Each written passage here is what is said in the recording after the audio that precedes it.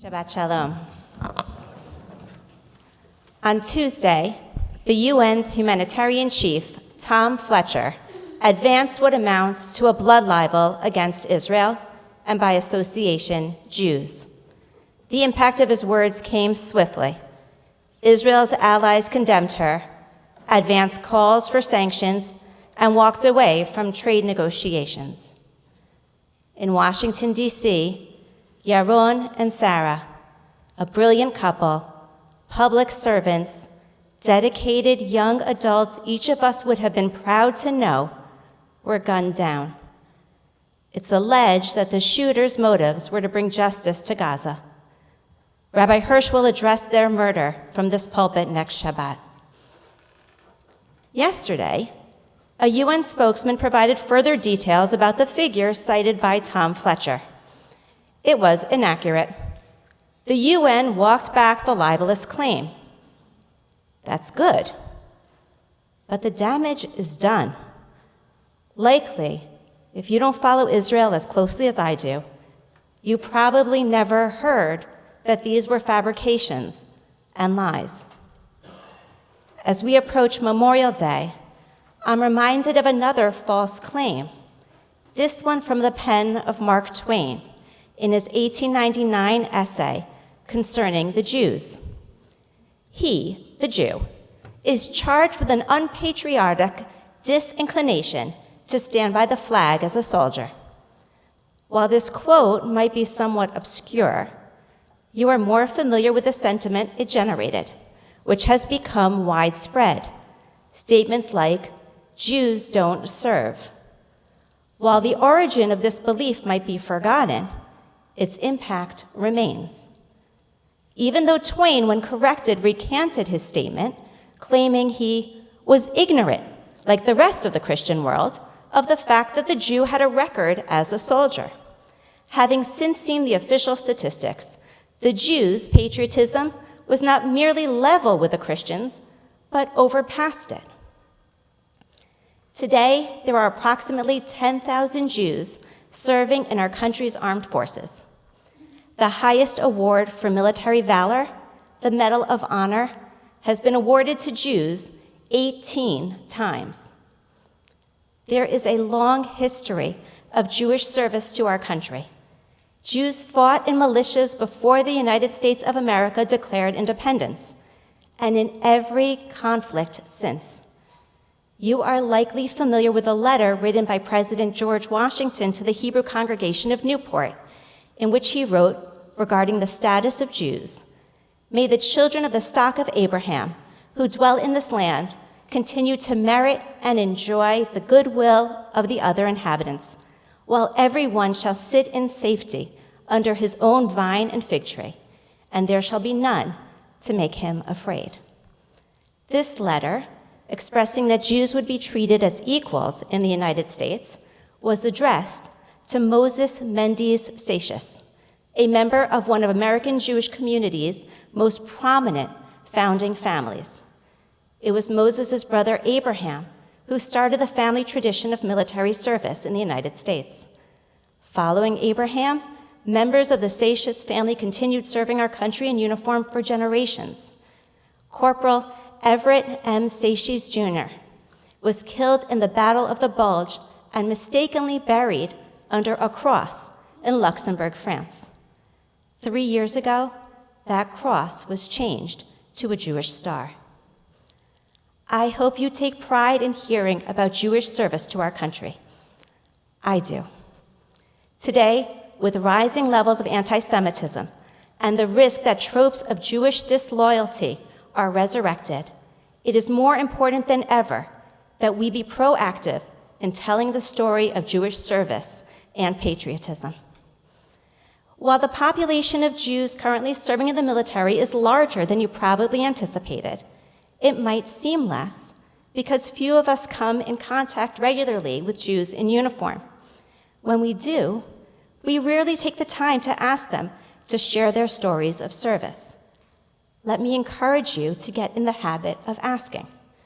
I promise that each veteran or current service member has a story to tell of how their service impacted them in ways they could have never anticipated. This evening, I'll share my story of service. I became an Air Force chaplain candidate during my first summer of rabbinical school in 1999. I was the first female Jewish chaplain candidate in the U.S. Air Force.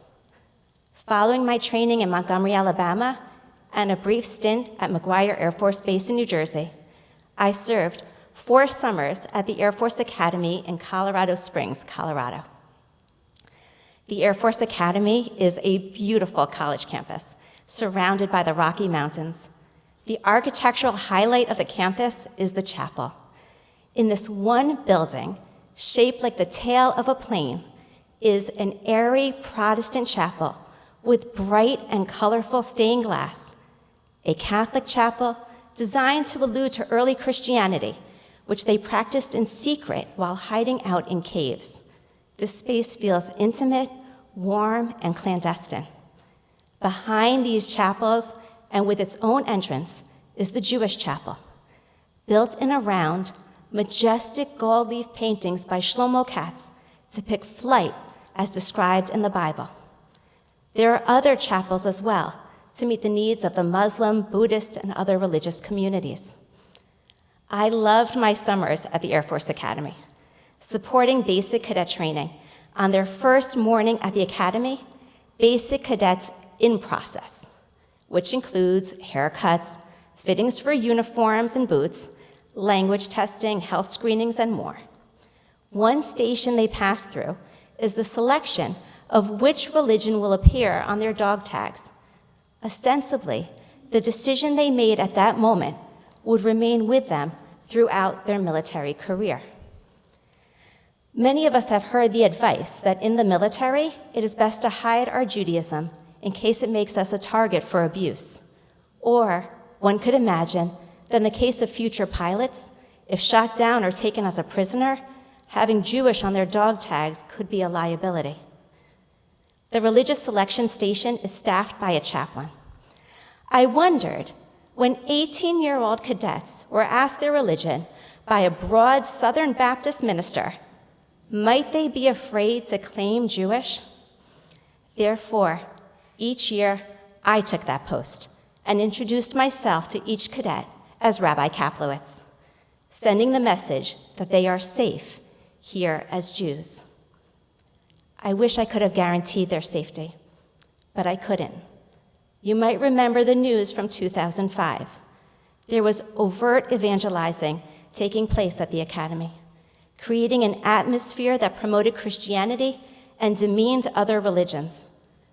Fortunately, once news of the missionary behavior became known, an investigation was ordered by Congress to be led by Rabbi Arnie Resnikoff, a Vietnam veteran and survivor of the Beirut bombing. Ultimately, senior leaders of the Academy were pushed out, and rules allowing for freedom of religion were enhanced and reinforced. For me, it was a lesson about the guardrails in the military and American society to protect Jewish religious life. In 2007, I switched bases to Dover in Delaware, where I could serve a few days each month rather than 35 days all at once. Dover is part of the Air Mobility Command and flies cargo planes. It's also home to the Air Force mortuary operations. I arrived on base for the first time in 2007, at the height of Operation Enduring Freedom in Afghanistan and Operation Iraqi Freedom. My first duty day at Dover was in June. I was unprepared to serve in the mortuary, having never seen a dead body before. You can imagine my relief when I was told the mortuary was too busy for a newcomer. They were caring for so many fallen heroes. There would be no time to take me around and support me through the difficult experience. Instead, I was advised to focus on the paperwork that comes with a base transfer and postpone meeting the mortuary team until an upcoming visit. I busied myself throughout the weekend, met people on base, and filled out forms. On Sunday afternoon, as I was anticipating the drive home, in walked a chaplain from the mortuary with a request. Does anyone here read Hebrew? He was led to me. We got in his car and drove straight to the mortuary. It turns out that there were 5 soldiers killed in Iraq when an IED blew up their Humvee. 3 of them were as yet unidentified. I was led into the autopsy room where I was asked to read a tattoo. It was the Hebrew name, Daniel. Are you missing a Daniel? They were. Then I asked, is he Jewish? Before I completed my question, the phone rang. Daniel's family is observant. They are members of a Chabad synagogue. They wanted his burial according to Jewish tradition. This transformed everything.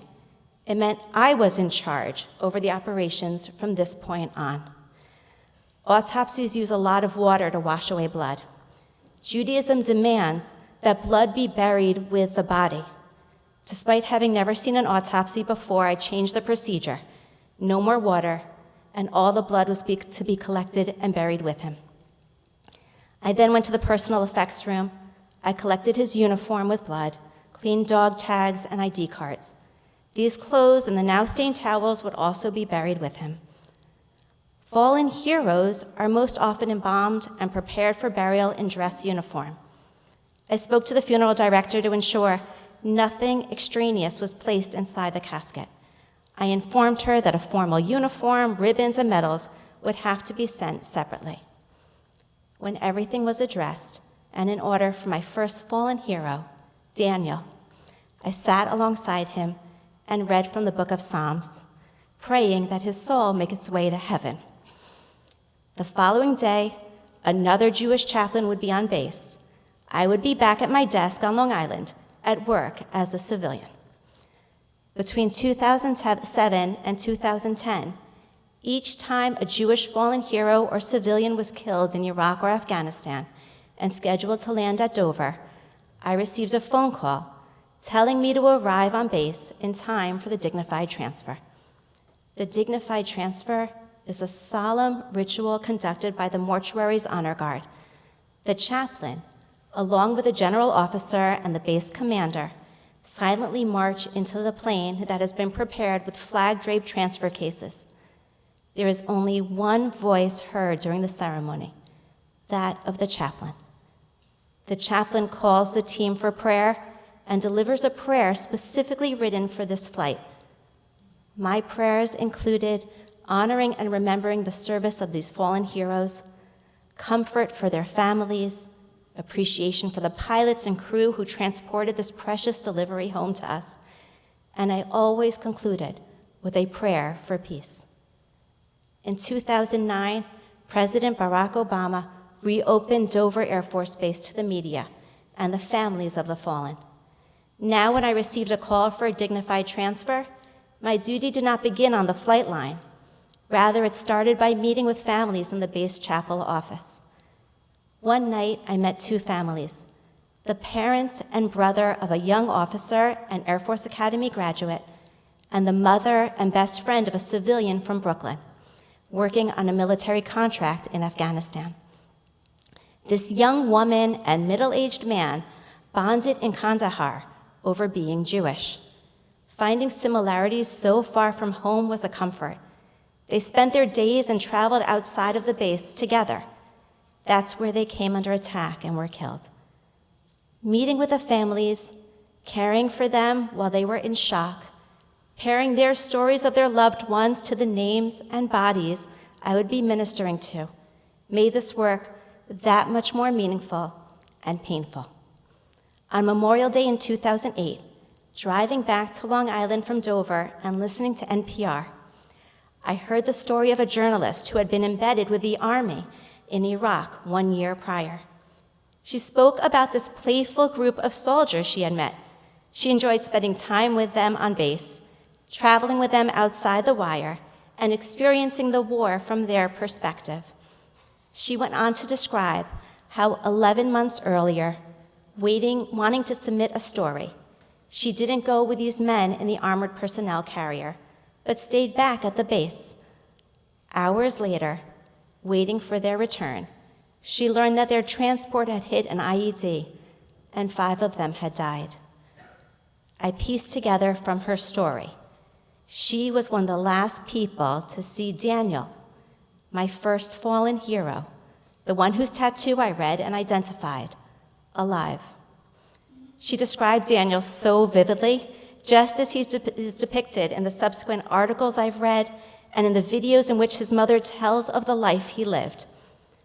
Sitting in traffic on the Southern State Parkway, still in my uniform, I was in tears. I was still mourning the loss of this precious life, this precious Jewish life. The transition I made regularly from the mortuary to civilian life was never easy. My drive home was often time to connect with my emotions or be alone in silence. I often couldn't remember the drive at all. I struggled to understand how I made it home safely. It would take me days, with the support of family and friends, to fully re-enter my life. Until today, certain smells bring me right back to the mortuary. While I believe my service at Dover Air Force Base was likely the most difficult work I will ever do, I feel blessed by the experience and proud to have honored our fallen heroes and country in this way. And I appreciate the opportunity to share my experiences with you. Being a veteran is an invisible badge of honor. There are few occasions on which we are provided with a space to tell our stories, let others know what we've witnessed or the pain, physical or emotional, we are carrying. This year, on Memorial Day, please remember and honor our country's fallen heroes. May their souls be bound up in the bonds of life. And may we be blessed by the words of our Torah portion. V'natati shalom ba'aretz, u'shchavtem ve'ein macharid, v'ishpati chaya ra'a min ha'aretz, v'cherev lo ta'avor ba'artzechem. I will grant peace in the land, and you shall lie down untroubled by anyone. I will give the land respite from vicious beasts, and no sword shall cross over your land. Amen.